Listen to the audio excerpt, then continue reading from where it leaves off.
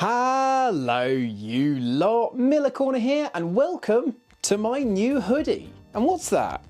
Yep, that's right, I've got the Super Seicento embroidered on my hoodie. I want to talk to you about a couple of guys called Tom and Aaron. Now they got in touch with me on Instagram about a company they run called Driveware. And what Driveware do is turn a picture of your car, or in this case mine, into an embroidery that you can put on clothing. You can have it on t-shirts, jumpers, or a hoodie like I've got here, loads of colours, loads of sizes, all that kind of stuff. They got in touch and said, can we put one of the Super Seicento on a piece of clothing for you? My friends, you certainly can, and you've done a cracking job of it. That is the Super Seicento. That's not just a Seicento, it's got my wheels, my lip, my headlights, the stripe. That is the Super Seicento. It looks absolutely awesome and I love it. This hoodie is super comfortable, it's really light but really warm as well actually. It's got a hood so you can look even more gangster than I normally do, all that kind of stuff. This is awesome. I'll leave a link in the description. I'm not being sponsored by them or anything, but frankly, it's a couple of guys doing an awesome thing. And if you can get your car on a piece of clothing, who doesn't want that?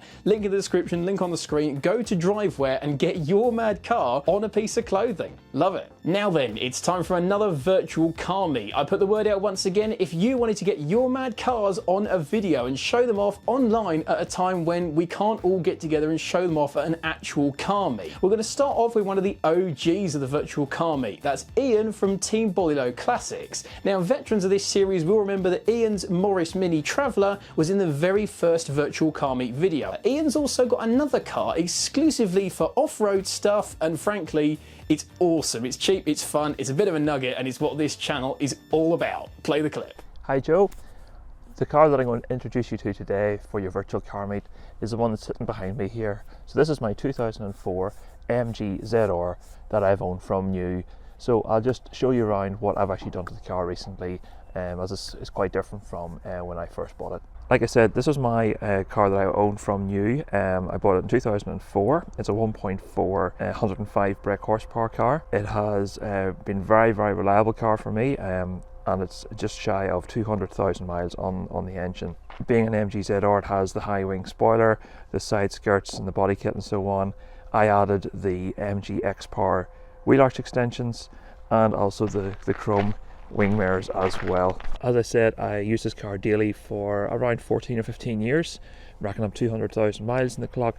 I just wanted to buy something a little bit different, but I couldn't get rid of this one at all. So a little bit of upgrading. I've decided to use this for auto testing.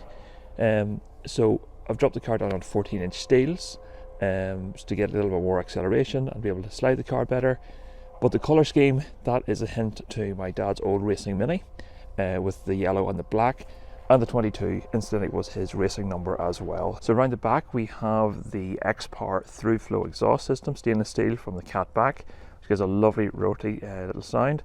I've added the Black Magic taillights quite a few years ago when the car was new, but I've blacked out the indicator section and the reversing light, as obviously don't need those for auto testing. Also around the back I've de-wipered the car, no need for a rear wiper.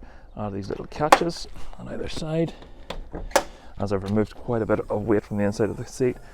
And as you can see, there's nothing left in there at all that's no longer required. So anything which is superfluous requirements is taken out, including headcloth and everything there.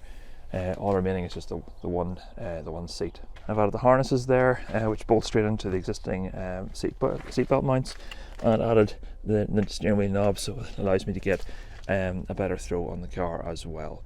So I hope you enjoyed the walk around of my 2004 MG ZR. Hopefully there's going to be some more work to be done to this car over the next couple of months, and hopefully this summer we'll be back out and auto testing and sliding the tail around and having a bit of fun in this. So yeah, hopefully I'll have videos of that on my own channel coming on soon. So yeah, well, thanks very much for the opportunity again to showcase my car to you all, and I hope you all have a very good 2021. Nice one, Ian. I'm a big MG Rover fan, and that is an awesome use for one. Turning what was once your daily driver into a little budget race car. It's awesome, absolutely love it. Next up, we're going to talk to Toby, who's got his Toyota Hilux that he's made a few interesting modifications to. Hey Joe, for your consideration, my beloved 2001 Toyota Hilux, battering ram, choop-to-wagon, hillbilly truck thing of doom. 2.4, the original Original engine in it, but it's the last year of the old 2LT engine, so it doesn't have the modern D4D. Cracking mechanical engine, bomb-proof, lives up to the reputation. It's got 287,000 miles on it. Biggest mod on it has a CT20 turbo on it, mainly because it's actually cheaper and easier to put a bigger turbo on it than put the replacement on it. The original tub fell off, so we made one. It's a big box on the end of it. It's lifted up deliberately to give yourself more floor space, so she'll load more than she would have originally. It has two massive cross members under the chassis, which are kind of hard to show, to support a big crane on the back of it, which is good for lifting Peugeot 206. Despite what stickers say, we tested it. She has large reinforced leaf springs on her. Yeah, it's just a battered old Highland truck, but my battered old Highland truck. That, my friend, is an awesome truck. I love a Hilux, and the mods on that one just make it look absolutely badass. Love it. Finally, we come to Connor, who's in the midst of restoring his Triumph Spitfire. Now, it's not quite finished yet, but judging by how good it looks already, the finished product is going to be something special indeed. Hello Joe and Miller Corner subscribers, my name's Connor and I thought I'd show you around my little project that's been going on for the past 4.5 years. It's my 1975 Triumph Spitfire Mark IV 1500. Basically I purchased this car back in June 2016. Spitfire is always a car that I wanted. Ever since I saw one in my high school car park, I just thought, wow, that is cool, sounds amazing, I want one. Found out the story about that car. The chap bought it when he was 16 and fully restored it, and I sort of wanted to follow in that footstep 4.5 years later. Still not on the road yet, but I'm sure you'll agree, we're getting there. It's got a stainless steel exhaust system. It's been off the road since 1984 and it was an absolute shed when I bought it. About 3 grand's gone into this car just on the welding and paintwork alone, and these lovely 70 speakers that were in the car when I purchased it, along with the cassette player too, which unfortunately isn't working at the moment. That's something that I do need to sort. Here's the engine. It's Triumph's 1500 engine, but this one's been bored out to a high compression 1600 unleaded conversion, stainless steel tubular manifold, and it's also got bigger butterflies inside the carburetors and a full width radiator along with electronic ignition. Let's just see what that sounds like. As you can see, she starts on the button.